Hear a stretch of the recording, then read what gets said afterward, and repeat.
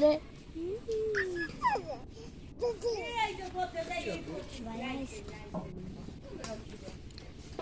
বিজ্ঞান আসছে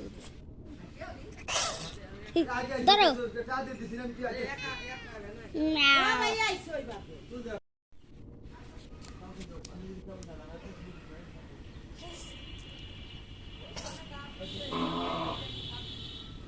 তাকে তাই না